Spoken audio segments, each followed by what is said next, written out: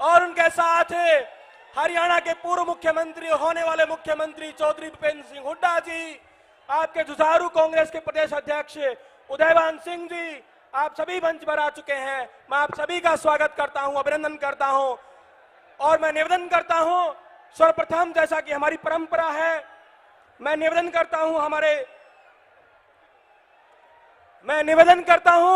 हमारे लोकसभा प्रत्याशी आदरणीय रावदान सिंह जी से कि आप हरियाणा की इस धरती पर आगमन पर,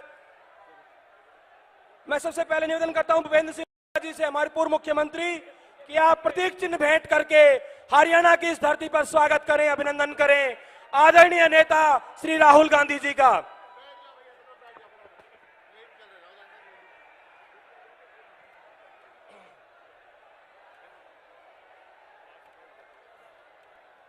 मैं निवेदन करता हूं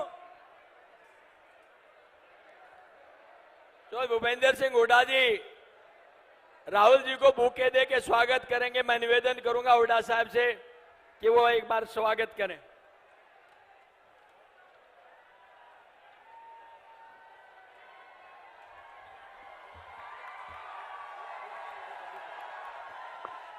साथ ही मैं निवेदन करता हूं रावदान सिंह जी से कि आप आदरणीय राहुल गांधी जी का स्वागत करें, उन्हें एक हैंडमेड तस्वीर, उन्हें बुके भेंट करके आप उनका स्वागत करें, आदरणीय रावदान सिंह जी।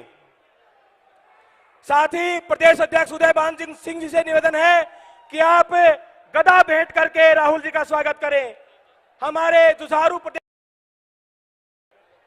मैं निवेदन करता हूं राव अक्षत सिंह जी से कि आप गदा भेंट करके स्वागत करें।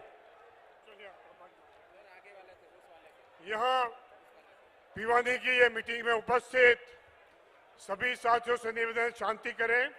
हमारा कार्यक्रम शुरू हो रहा है। ये कार्यक्रम में मैं हमारे यहाँ के प्रत्याशी दान सिंह जी को राहुल जी का स्वागत करने के लिए दो शब्द कहने के लिए निवेदन करूंगा।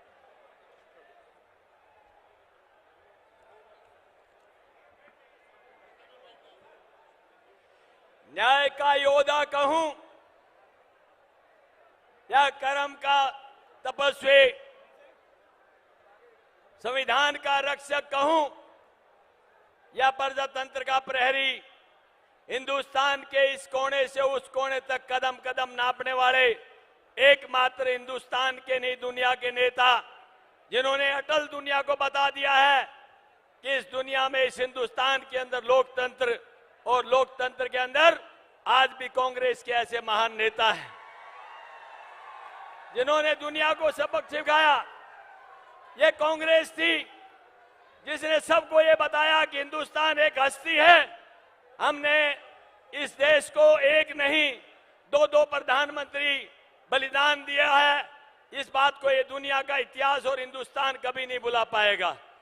हम राहुल जी आपसे यही निवेदन करते हैं कि यही जज्बा, यही आपका जोश बरकरार रहना चाहिए। मुझे याद है आपका भारत जोड़ो यात्रा, जब आपने इस कोने से उस कोने से नापा था और जब पहला कदम चले थे तो एक बात कहते थे, मैं जिस दिन से चला हूं मंजिल पर नजर है, मेरी आंखों ने कभी मील का पत्थर नहीं देखा। और आज आप एक कहते जज्बे के साथ चले थे, लोग जुड़ते गए और कारवां बनता गया। आज ये इतिहास आपको याद रखेगा। और मैं ज्यादा कुछ नहीं कहूंगा, मुझे पता है इस बात का कि वक्त की कमी है। अंत में मैं यही करूंगा, आप यहां पधारे हैं, ये इलाका आपके सामने है, पूरी तहे दिली से इस इलाके के अंदर आपके स्वागत के लिए तैयार खड़े हैं। और ये बात विश्वास दिलाते हैं कि आप राहुल जी, आपकी आवाज के साथ हम खड़े हुए हैं। खड़े हुए हैं ना? खड़े हुए हैं ना? खड़े हुए हैं ना? धन्यवाद। बहुत बहुत धन्यवाद दान सिंह जी। अभी मैं प्रदेश अध्यक्ष आदरणीय उदयभान जी को राहुल जी के लिए स्वागत प्रवचन करने के लिए आमंत्रित करता हूं।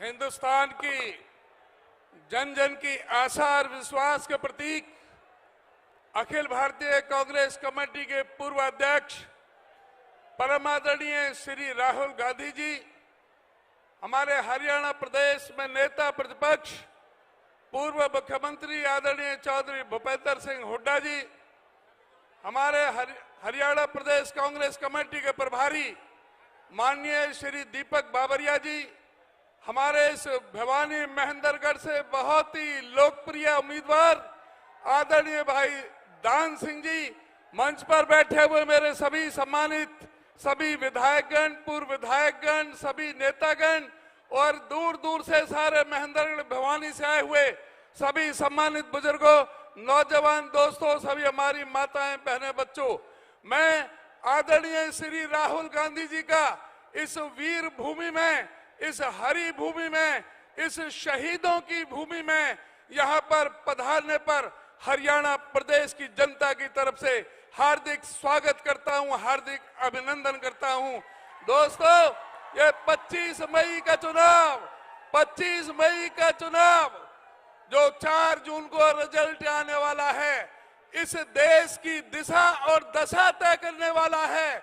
ये देश तानाशाही की तरफ जाएगा, जिसमें विपक्ष की आवाज को कुचलने का काम किया जाएगा। संविधान की सारी जो संवैधानिक संस्था हैं, उनका गला घोटने का काम किया जाएगा और ये देश को रूस और चीन के रास्ते पर लेकर के जाने वाले हैं। दूसरी तरफ आदरणीय राहुल जी के नेतृत्व में, कांग्रेस पार्टी के नेतृत्व में आज हमें संविधान की रक्षा करनी है, प्रजातंत्र की रक्षा करनी है। इस प्रदेश के अंदर, देश के अंदर प्रजातंत्र को, लोकतंत्र को कायम रखना है। इसलिए मैं आपसे अनुरोध और प्रार्थना करूंगा, इस जुल्मी सरकार को, जिन्होंने इस देश के अंदर अग्निवीर जैसी घातक योजना लेकर के आए, जो हमारे युवाओं के साथ, फौज के साथ धोखा था, जिस तरह से हमारी महिला पहलवानों के साथ उन्होंने बर्ताव किया, जिस तरह से नोटबंदी करके सारे जो देश की आर्थिक नाकाबंदी करने का काम किया, हमारे सभी आम आदमी गरीब का जो जिस तरह से हाल किया उस नोटबंदी ने, रेवेन्यू का जो नुकसान किया 3.5 लाख करोड़ का, साथ में 12 करोड़ लोगों का रोजगार छीना, एमएसएमई सारी बंद होगी, लाखों फैक्ट्रियों के ताले लग गए, रोजगार छिन गए। इनके कोरोना के दुष्परिणाम जो सामने आए, आज कोरोना की कंपनियां, जो कोरोना के टीका लगाने वाली कंपनियां और जो फार्मास्यूटिकल कंपनियां दवाई हैं, उनसे ये चंदा लेते हैं, रिश्वत लेते हैं, चंदा लेते और उनको धंधा कराते हैं। इस सरकार को खाड़ फेंकने के लिए कांग्रेस पार्टी का जो हाथ का पंजे का निशान है, 25 तारीख को एक वोट देकर के भाई दान सिंह को सफल बनाएं। आपका बहुत बहुत धन्यवाद। उदयवान जी का बहुत बहुत धन्यवाद। अभी मैं पूर्व मुख्यमंत्री और सीएलपी आदरणीय हुड्डा जी से स्वागत के लिए निवेदन करूंगा।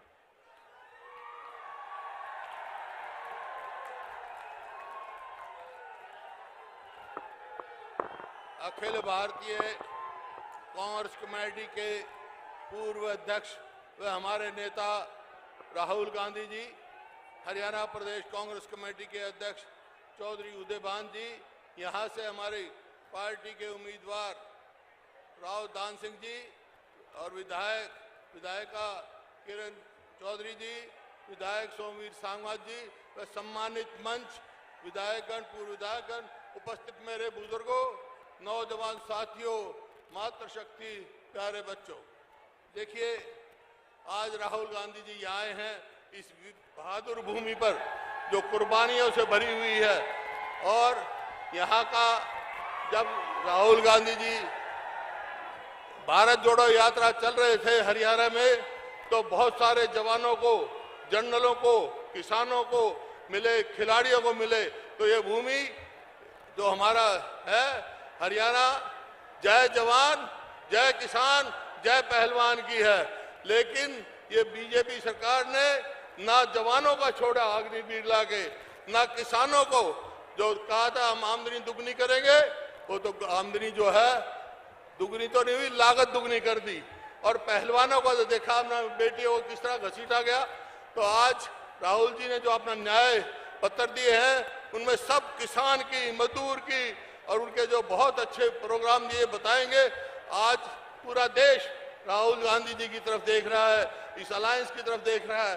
स्टेज पर बहुत सारी दूसरी पार्टी, कम्युनिस्ट पार्टी से, आम पार्टी से भी आदमी हैं, सबका हम स्वागत करते हैं। और मैं निवेदन करता हूं राहुल गांधी जी अपनी सारी बात तफसील से आपको बताएंगे। राहुल जी से निवेदन करता हूं आए और अपनी बात कहें।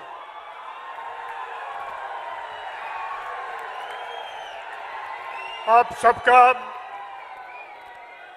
बहुत बहुत धन्यवाद। अभी हमारे बीच में थोड़ा सुन लीजिए, जिन्होंने पूरे विश्व में एक विक्रम करते हुए 4000 किलोमीटर की पदयात्रा की, 10,000 से ज्यादा किलोमीटर की न्याय यात्रा की, ये देश के लाखों लोगों से, गरीब लोगों से, आम लोगों से एक इंटरेक्शन करते हुए हमारा ये न्याय गारंटी संकल्प पत्र बनाया, जिसमें किसानों को, श्रमिकों को, महिलाओं को, युवाओं को, पिछड़ों को और साथ साथ ये देश के संविधान और लोकतंत्र को बचाने का जिन्होंने वचन दिया है, वो आज 25 तारीख के चुनाव के संदर्भ में हम सबको प्रेरणा के लिए हम हमारे बीच में आए हैं। ऐसे हमारे युवा नेता, लोक लाडीले आदरणीय राहुल गांधी जी का हम सब एक बार स्वागत कर ले। जो बड़े सब लोग राहुल गांधी सर, आपका स्वागत है। दीपक बाबरिया जी, उदयभान जी, भूपेंद्र हुड्डा जी, किरण चौधरी जी, श्रुति चौधरी जी, स्टेज पे वरिष्ठ नेता हमारे कैंडिडेट रावधान सिंह जी, जरा आगे आइए।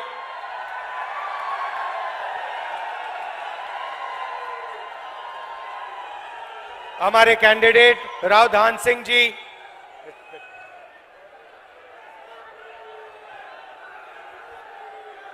पार्टी के हमारे प्यारे कार्यकर्ता, इंडिया गठबंधन के कार्यकर्ता, भाइयों और बहनों, हरियाणा के युवाओं, प्रेस के हमारे मित्रों, आप सबका यहां बहुत बहुत स्वागत, नमस्कार। मैंने कहा प्रेस के मित्रों कहना पड़ता है,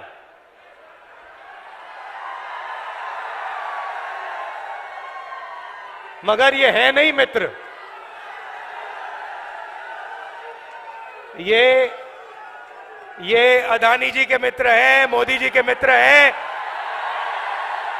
अरबपतियों के मित्र हैं, किसानों के मित्र नहीं हैं, मजदूरों के नहीं हैं, छोटे व्यापारियों के नहीं हैं।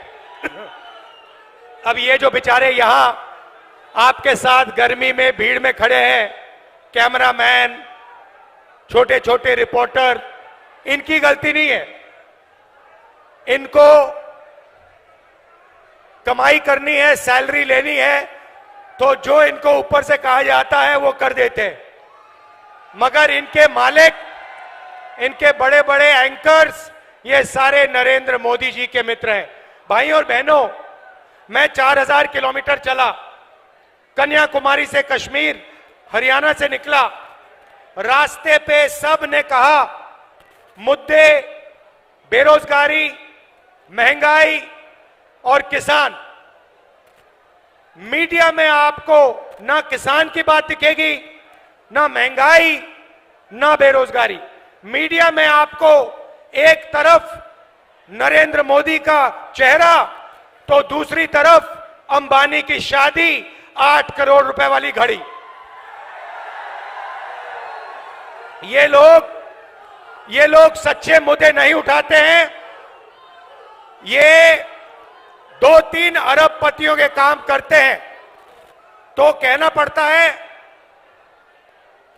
मीडिया के मित्र, मगर है नहीं ये। भाइयों और बहनों, मैं शुरुआत अग्निवीर योजना से करना चाहता हूं।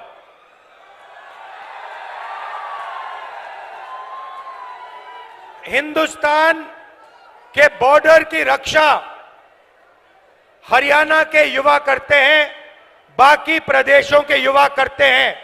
दिल में, खून में, डीएनए में देशभक्ति है आपकी। और नरेंद्र मोदी जी ने पहली बार हिंदुस्तान के जवानों को मजदूर में बदल दिया है। मजदूर में बदल दिया है। कहते हैं कि दो तरीके के शहीद होंगे, एक नॉर्मल जवान या अफसर, उसके परिवार को पेंशन मिलेगी, शहीद का दर्जा मिलेगा, सारी की सारी सुविधाएं मिलेंगी। और दूसरा गरीब घर का बेटा जिसको अग्निवीर नाम दिया है, इस अग्निवीर को ना शहीद का दर्जा मिलेगा, ना पेंशन मिलेगी, ना कोई सुविधा मिलेगी, ना कैंटीन मिलेगी। ये योजना नरेंद्र मोदी की योजना है, ये सेना की योजना नहीं है।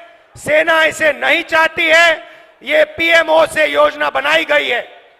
तो मैं पहली बात आपको कहना चाहता हूं, इंडिया की सरकार आएगी, अग्निवीर योजना को उठाकर हम कूड़ेदान में फेंक देंगे। अगर शहीद होगा, अगर हरियाणा का युवा शहीद होगा,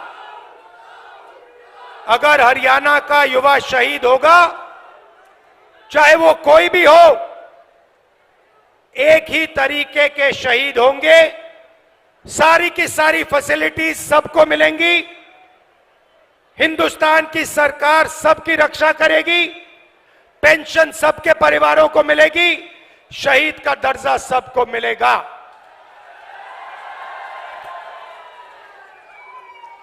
तो पहली बात आपसे कहना चाहता हूं, अग्निवीर योजना को हम फाड़ फूड़ के कूड़ेदान में डालने जा रहे हैं।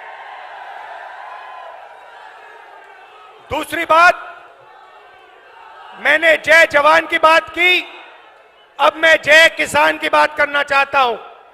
जो काम जवान बॉर्डर पे करता है, जो देश की रक्षा जवान बॉर्डर पे करता है, वो हरियाणा का किसान हिंदुस्तान के खेतों में करता है। तो अगर जवान की बात करी तो किसान की बात भी करनी पड़ेगी। नरेंद्र मोदी जी ने जो आपका था वो छीना, 3 काले कानून लाए, हम जमीन अधिग्रहण बिल लाए थे आपके लिए, आपकी जमीन की रक्षा करने के लिए, आपको जमीन के सही दाम दिलाने के लिए। नरेंद्र मोदी जी ने अरबपतियों की मदद करने के लिए जमीन अधिग्रहण बिल को खत्म किया। उसके बाद 3 काले कानून आए, हिंदुस्तान के किसान, हरियाणा के किसान, पंजाब के किसान, महाराष्ट्र के किसान, कर्नाटक तमिलनाडु के किसान सड़क पे आ गए और नरेंद्र मोदी को पीछे हटना पड़ा।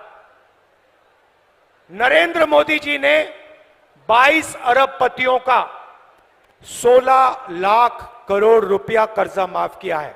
आप सोचिए, हमने यूपीए के समय कर्जा माफ किया था। अगर आप उतना ही पैसा 24 बार 24 सालों के लिए माफ करो, उतना पैसा नरेंद्र मोदी जी ने 22 अरबपतियों का माफ किया है। यह आपका हिंदुस्तान के किसानों का अपमान है। और जब हिंदुस्तान का किसान नरेंद्र मोदी जी से, बीजेपी से कर्जा माफी मांगता है, तो नरेंद्र मोदी खुल के कहते हैं कि किसानों का कर्जा माफ नहीं होगा, कर्जा माफ करने से किसानों की आदत बिगड़ती है। अच्छा, तो किसानों की आदत कर्जा माफी से बिगड़ती है, मगर अदानी, अंबानी और अरबपतियों की आदत नहीं बिगड़ती। उनका 16 लाख करोड़ रुपया कर्जा माफ किया। मीडिया वाले कहते हैं देखो देखो विकास हो रहा है, और किसानों का कर्जा माफ होता है। मनरेगा जैसी योजना आती है, मीडिया वाले कहते हैं देखो देखो गरीबों की आदत बिगाड़ी जा रही है। अब मीडिया वाले आप अच्छी तरह सुन लो, हम किसानों की आदत बिगाड़ने जा रहे हैं। एक बार नहीं, दो बार नहीं, 3 बार। और कैसे बिगाड़ेंगे वो भी बता रहा हूं आपको, लिख लो अपने अखबारों में। जैसे ही 4 जून को इंडिया गठबंधन की सरकार आएगी, हम किसानों का कर्जा माफ करने जा रहे हैं। लिखो जितना लिखना है, मोदी जी की फोटो के पास लिखो। हमें जो करना है हम करेंगे। किसानों का कर्जा माफ खटाक से, हरियाणा और बाकी प्रदेशों का। उसके बाद भाइयों और बहनों और किसानों, हरियाणा के सारे मेहनती किसानों, आप सुनो। आपने भारत जोड़ो यात्रा में मुझे सिर्फ 2 बातें बोली थी। पहली बात, पहला सवाल था, राहुल जी अरबपतियों का कर्जा माफ होता है, हमारा क्यों नहीं? हम आपका कर्जा माफ करने जा रहे हैं।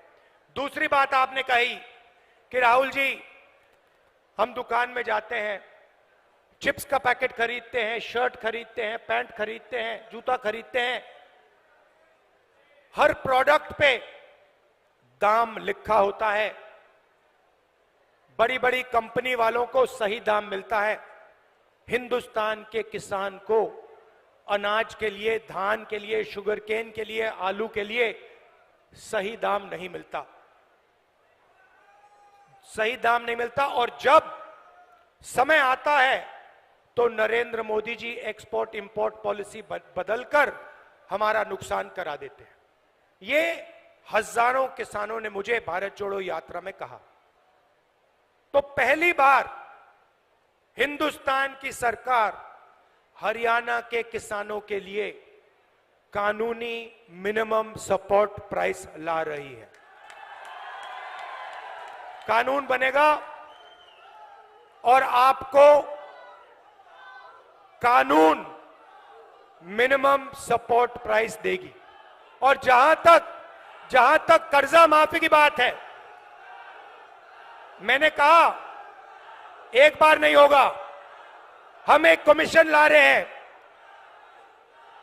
कर्जा माफी कमीशन। जब भी हरियाणा के किसानों को कर्जा माफी की जरूरत होगी, कमीशन सरकार को बताएगा, सरकार किसानों का कर्जा माफ करेगी। जब भी आपको जरूरत होगी हम करेंगे। अरे भाई, अगर वो 16 लाख करोड़ रुपए माफ कर सकता है तो हम किसानों का कर्जा माफ कर सकते हैं। मैंने तो मन बना लिया है, जितना पैसा नरेंद्र मोदी ने अरबपतियों को दिया, उतना हम किसानों को, मजदूरों को, गरीब लोगों को देने जा रहे हैं। और मेरा इंडिकेटर है भाई और बहनों, मेरा इंडिकेटर है, जितना ये मीडिया वाले चिल्लाएंगे उतना ज्यादा पैसा मैं ठकाठक डालूंगा। तो अब क्या हुआ मैं आपको बताता हूं। अब बड़ी इंटरेस्टिंग बात हुई है भाई और बहनों। नरेंद्र मोदी की जो छवि थी ना, जो रेप्यूटेशन था, जो इमेज थी, वो आज हिंदुस्तान में खत्म हो गई है, वो बची नहीं है। वो आजकल क्या हो रहा है, नरेंद्र मोदी जाते हैं इंटरव्यू देने, आपने देखा होगा, एक इंटरव्यू में उनके चमचे ने उनसे पूछा, मोदी जी हिंदुस्तान में अमीर अमीर होते जा रहे हैं और गरीब गरीब होते जा रहे हैं, आप इसके बारे में क्या कहना चाहते हो? नरेंद्र मोदी जी का जवाब आता है, क्या मैं सबको गरीब बना दूं? क्या मैं सबको गरीब बना दूं? नरेंद्र मोदी जी, पिछले 10 साल आपने 22 लोगों को अरबपति बनाया है, गरीबों को आपने कुछ नहीं दिया, आपने गरीबों को और गरीब बनाया है। तो इनके इंटरव्यू चल रहे हैं, 4 चमचे आते हैं, बैठ जाते हैं इनके साथ। कोई पूछेगा नरेंद्र मोदी जी आप आम कैसे खाते हो, आपको कौन सा आम अच्छा लगता है, क्या आप काट के खाते हो या आप चूस के खाते हो या आप छील के खाते हो।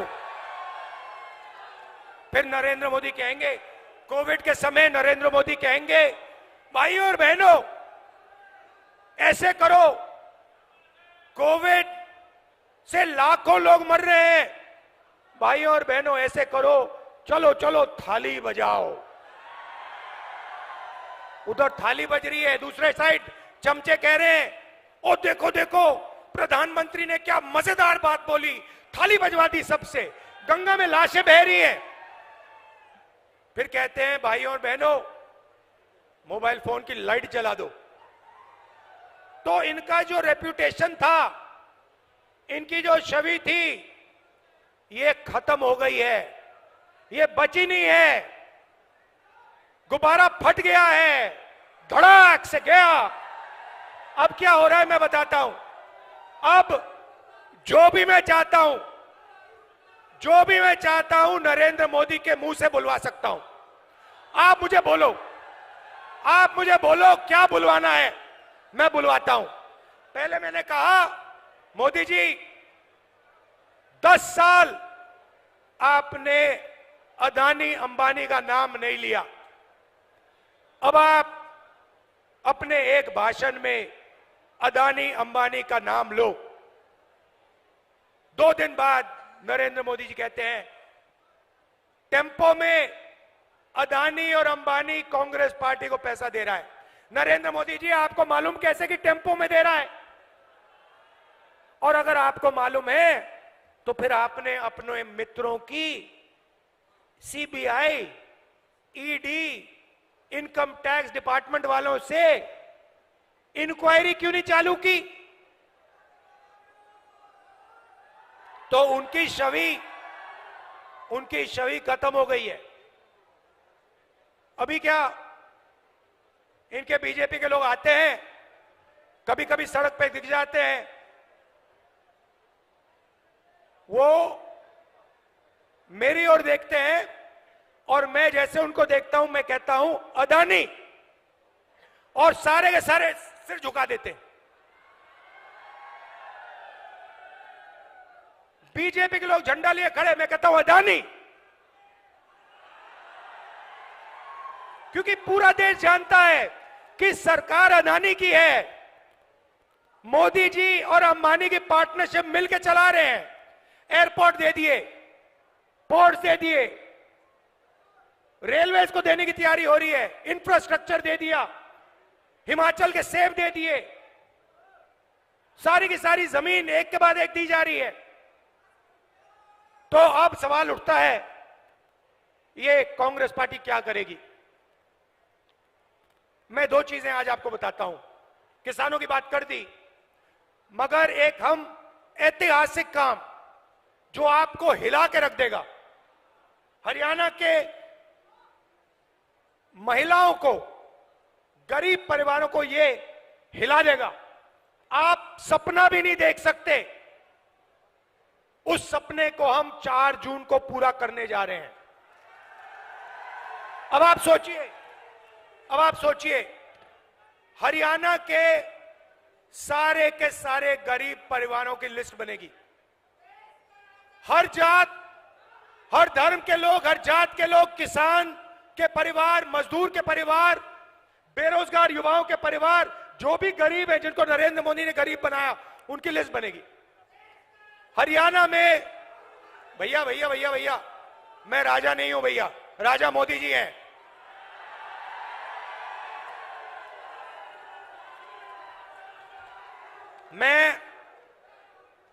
मैं देश का राजा नहीं हूं, देश का राजा कभी नहीं बनना चाहता हूं। मैं देश का बेटा हूं, आपका बेटा हूं, भाई हूं।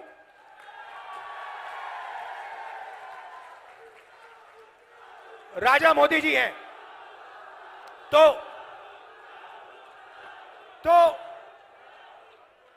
हरियाणा में करोड़ों लोगों की लिस्ट बनेगी, हर प्रदेश में बनेगी।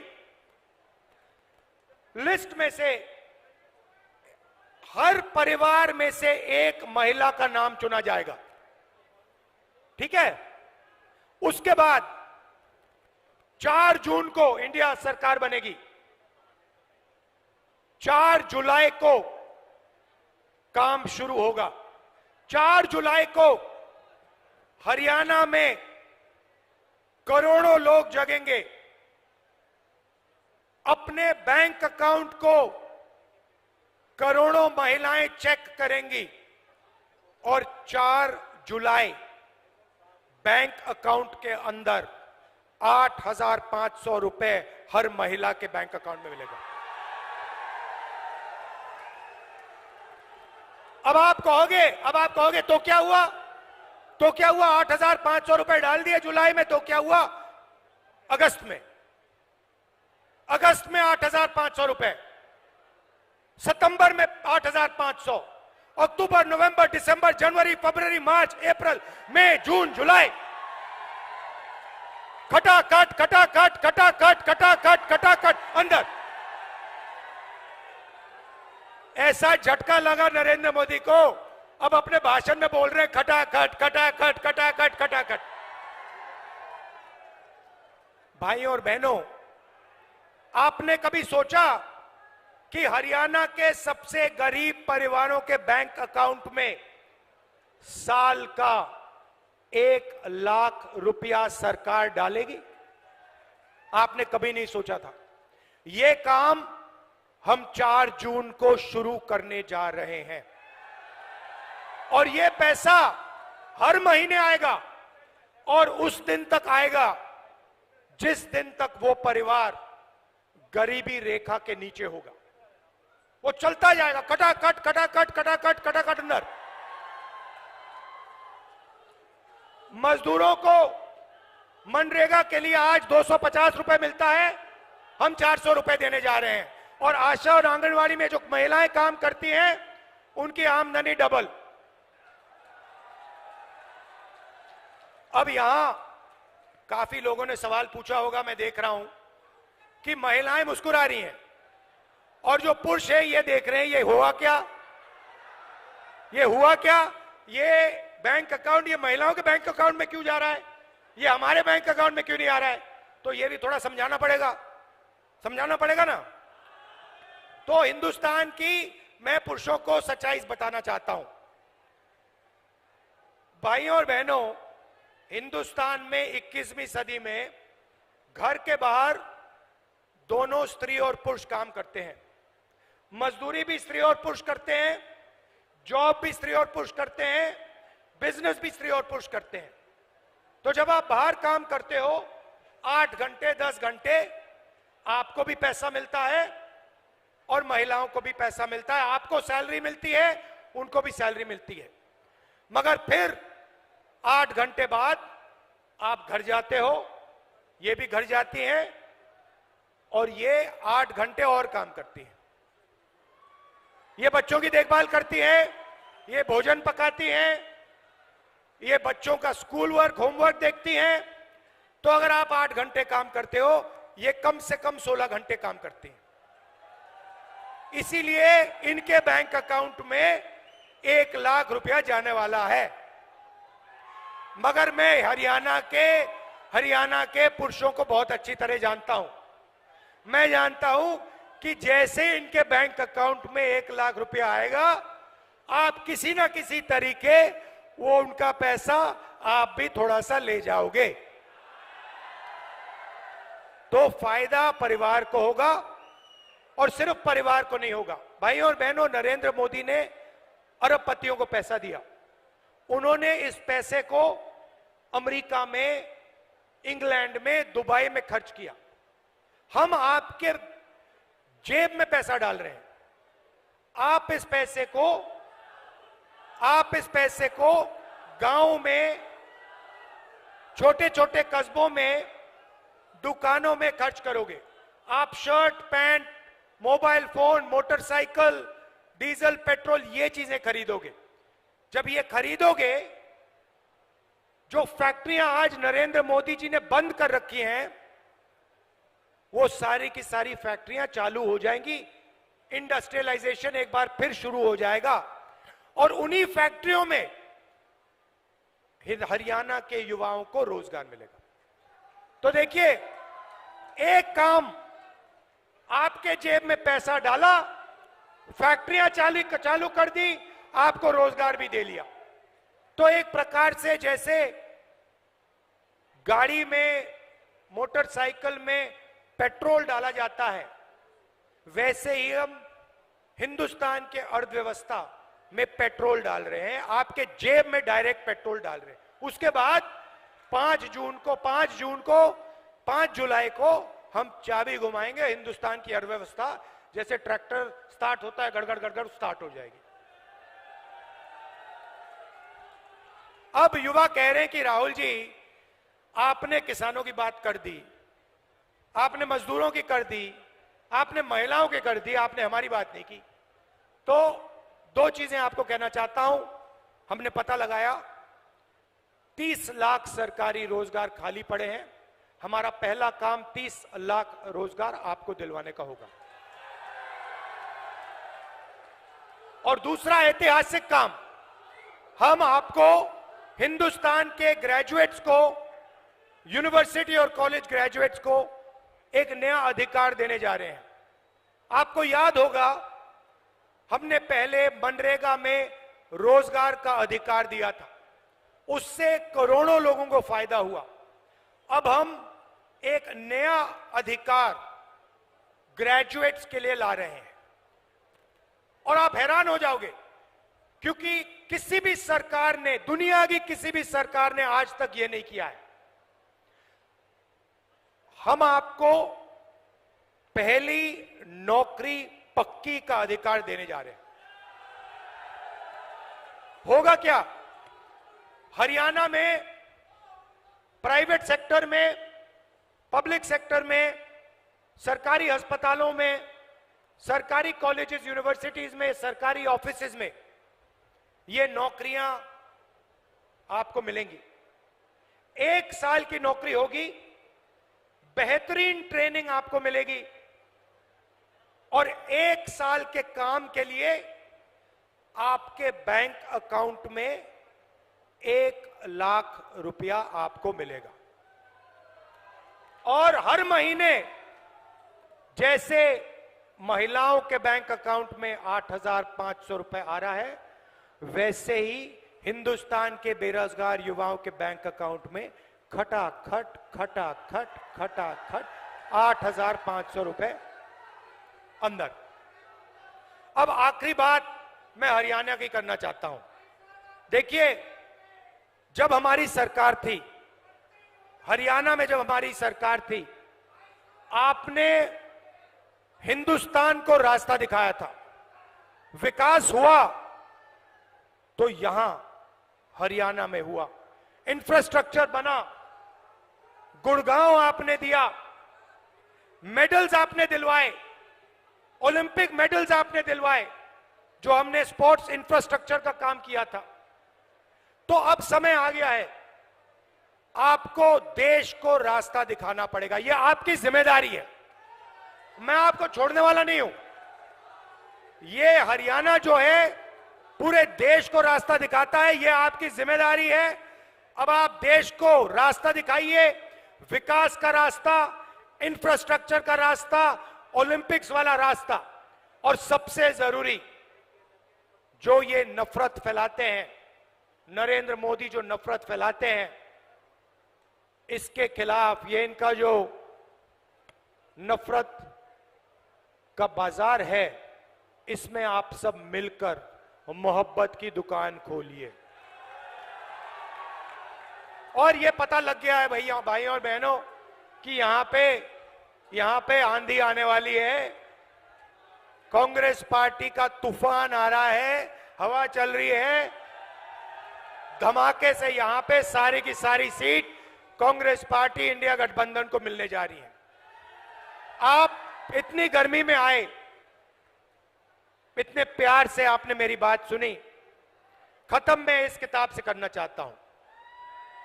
ये कॉन्स्टिट्यूशन है भाइयों और बहनों। जो भी आपको मिला है आज तक, आजादी के बाद इस किताब ने आपको दिया है, चाहे वो सड़कें हो, जमीन का अधिकार हो, रोजगार हो, जो भी आपको मिला है ये इसके कारण मिला है। ये अंबेडकर जी ने दिया, गांधी जी ने दिया, नेहरू जी ने दिया, कांग्रेस पार्टी ने मिलकर, हिंदुस्तान की जनता के साथ मिलकर खून पसीना देकर ये आपको दिया है। और आज बीजेपी के लोग खुलकर कह रहे हैं कि हम इस कॉन्स्टिट्यूशन को और आरक्षण को खत्म कर देंगे। मैं उनको कहना चाहता हूं, बीजेपी के लोग छोड़िए, दुनिया में कोई शक्ति नहीं है जो इस किताब को खत्म कर सके। और हरियाणा की जनता, हरियाणा के लोग, इस किताब की रक्षा करनी है, कॉन्स्टिट्यूशन की, संविधान की रक्षा करनी है। आप सबका दिल से बहुत बहुत धन्यवाद। नमस्कार, जय हिंद।